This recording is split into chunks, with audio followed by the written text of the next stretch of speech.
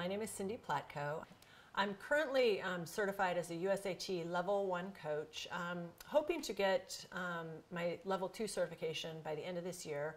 I'm certified through ISSA as a personal trainer and cycling instructor, aqua aerobics instructor. I grew up in Las Vegas and moved away a couple times, moved back. I lived in Hawaii, Atlanta, New Jersey. I've been doing coaching for probably just over 10 years now, and I love Las Vegas. Now that I've been back, I'll probably stay here forever.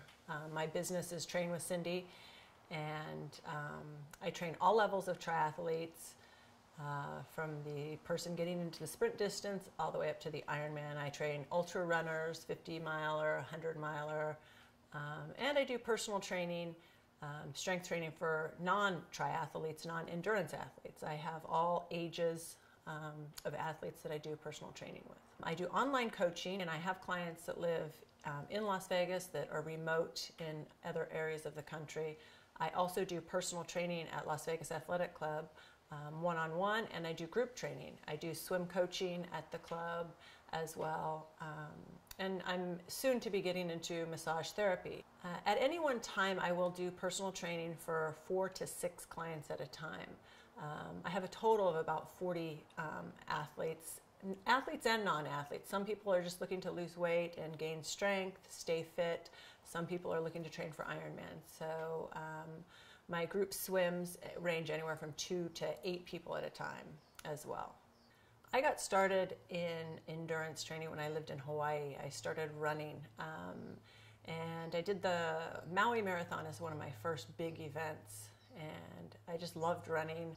When I moved back to Las Vegas is when I got into triathlon training, and my first triathlon was pretty bad. I didn't do very well, but I was determined to stick with it and improve. At that time, that was well over 10 years ago, there wasn't too many coaches around, so I had no advice from anyone, and I think it was like my second or third triathlon, sprint triathlon, I won. So I thought, well, maybe I'm pretty good. So I've done 8 Ironman. I've done Ironman South Africa, probably was the furthest I've traveled for an Ironman, and that was my fastest one, so I'm probably most proud of that one. I've done Ironman St. George, which was my slowest, but you know, everyone has those days, and that was a tough one, but I was glad to just get through that one. I qualified twice, yes, for the World Championships, 70.3, and I was so excited about that because I got to do that in my hometown of Las Vegas, and all my clients came out to cheer me on, so that was probably one of the best races to do. I was, you know, extremely happy to finish that one, and just to be a part of that one was really great. I hope to eventually qualify for Hawaii at some point, getting closer each time. Most recently, I did a 6-hour run in Las Vegas here, an ultra run, and I raised money for the Nevada SPCA. And the really great thing about that is most of my training was with the dogs at the shelter. I try to go every Sunday and do my long run with various dogs at the shelter that are there, the high energy dogs, and it was really great to have that part of my training and incorporate that into my workouts, and you know, just getting those dogs out to run, and it's a lot of fun. A funny story about well, one of the funniest things that I have done, and the biggest mistakes I've made while racing. When I first started racing, I knew nothing about triathlons, and my first swim in a wetsuit, I actually did it with my wetsuit on inside out. So, so everyone makes mistakes, and you know, you're going to make mistakes as a new triathlete, as an experienced triathlete. You're going to make mistakes, basically.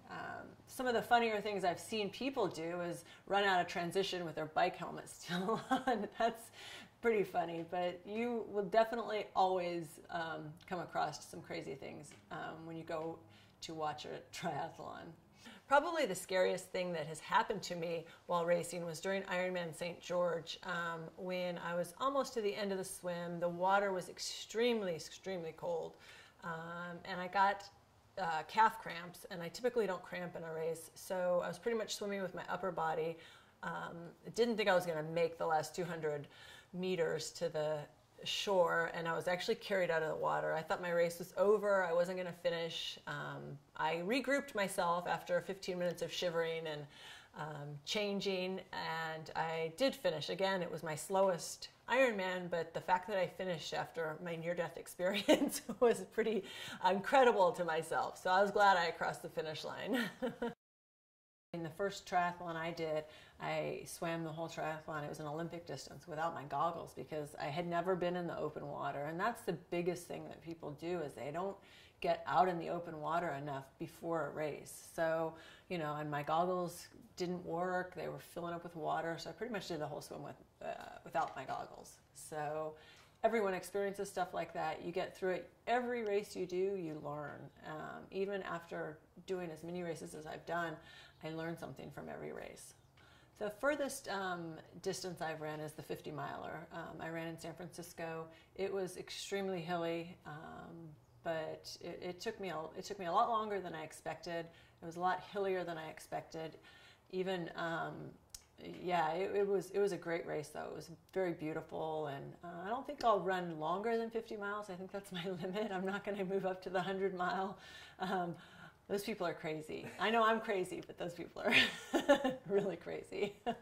I've done Escape from Alcatraz twice. I qualified for it once, and I got the lottery for it once. And it's a great race. There's nothing like being in the water and looking at the Golden Gate Bridge from the water. I mean, you just can't experience that except, you know, swimming that distance. And I think a lot of people think that the swim is much worse than it actually is. It's not an easy swim, but it's not as difficult. Each time I did it, it definitely was not as difficult as I had expected it to be.